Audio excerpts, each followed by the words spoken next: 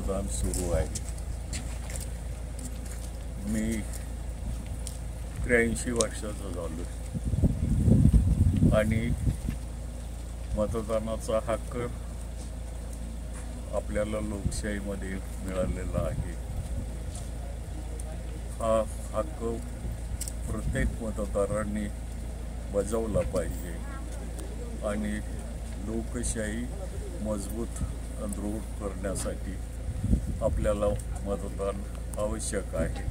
म्हणून आज माझी नम्र विनंती आहे की आपण येऊन सगळ्यांनी मतदानाला भाग घेऊन ह्या लोकशाहीचा विजयी करावा हीच आपल्याला विनंती आहे.